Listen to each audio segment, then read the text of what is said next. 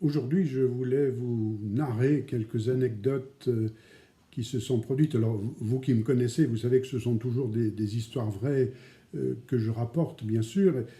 L'autre jour, en me promenant, je croise deux jeunes femmes, et l'une qui dit à l'autre alors, toujours amoureuse de ton parachutiste? L'autre qui dit non, je l'ai laissé tomber. Oui, ça, c'est la vie.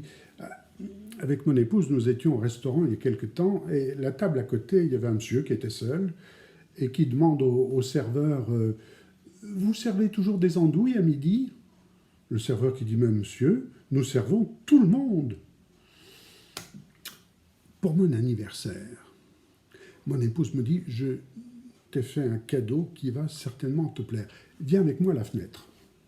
On va à la fenêtre, et elle me dit tu vois cette Ferrari rouge là qui est garée dans la rue?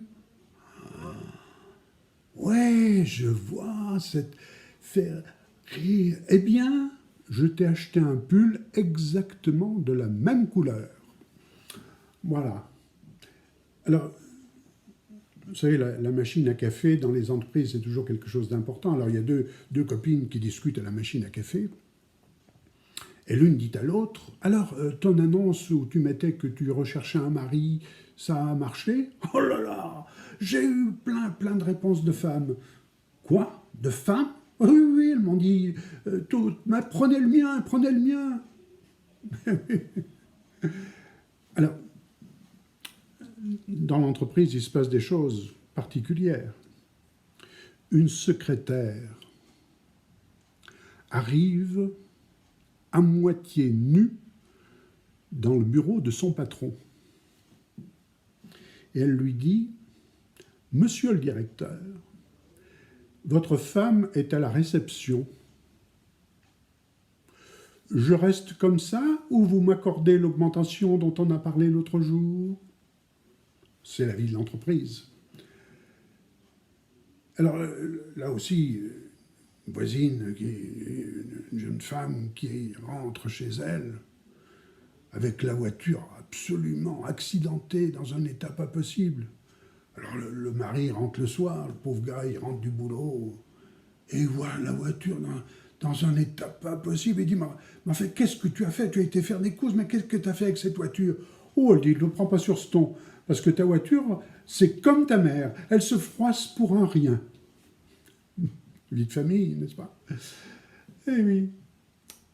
Alors, dans un parc à Saint-Étienne, on avait repeint les bancs, vous savez, du parc, et le garde qui était là, fait très attention aux personnes qui passent, et il y a une jeune femme qui était prête à s'asseoir sur le banc. Alors il lui dit « Mademoiselle, faites très attention, la peinture est fraîche. » Et la fille dit « Mais je ne suis pas frileuse. » Alors, à l'école, vous savez, en école primaire, la maîtresse, le professeur des écoles, rend les devoirs aux élèves. Elle leur dit, voilà, c'est le devoir sur le problème des robinets que je vous rends. Alors, il y a de très bonnes notes, mais il y en a de moins bonnes.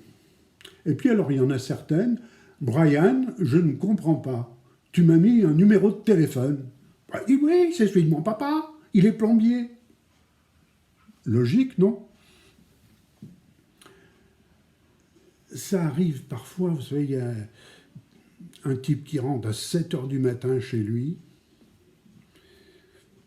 dans un état que je ne décris pas. Sa femme l'attend avec le rouleau à pâtisserie classique. Elle lui dit « Donne-moi une seule bonne excuse pour que tu rentres à cette heure-là. » Il dit « C'est le petit déjeuner. » Logique, non? Alors, ça se passe à l'hôpital Nord. Il y a un patient, type d'un certain âge, vous voyez, un peu comme moi, qui doit être opéré, et son gendre est chirurgien. Et donc, il souhaite que ce soit son gendre qui l'opère.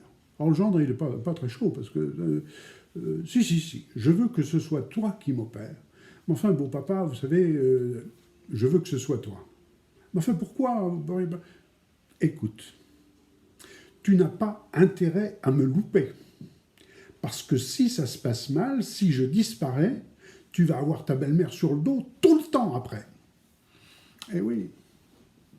Alors, vous savez, actuellement, on est dans les élections américaines. Alors, ça se passe à New York. Il y a 2 livreurs qui doivent livrer une machine à laver au 30e étage d'un building. Et l'ascenseur est en panne.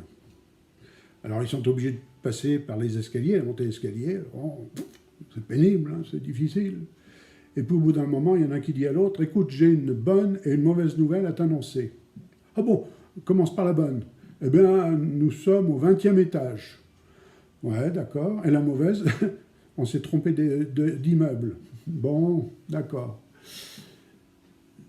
Toto, tu manges ta soupe comme un goret. »« Comment ? » ?»« Comme un goret. Tu sais pas ce que c'est qu'un goret ? » ?»« Si, c'est le fils du cochon. » Alors, les librairies, vous savez, actuellement, c'est difficile, hein, bien sûr, elles sont fermées, mais c'était avant le confinement. Et alors, il y a un monsieur qui vient dans une librairie et qui demande à la libraire « Je cherche un livre sur l'homme, le sexe fort. » « Ah oui, monsieur, pas de problème, c'est à l'étage en dessous, au rayon science-fiction. » Et alors, pour terminer ces anecdotes, il y en a une que je vous livre qui pourra ravir vos petits-enfants, vos arrière-petits-enfants et toutes les générations qui vont suivre, surtout quand ils sont petits, n'est-ce pas? Donc, comme nous sommes tous de grands-enfants, je vous la donne quand même. Ce sont 2 escargots qui se promènent, et l'un qui dit à l'autre, « Et si on allait cueillir des cerises ?» L'autre lui dit, « Mais ça va pas, on est en plein hiver. »« Oui, mais le temps qu'on arrive, ce sera l'été. »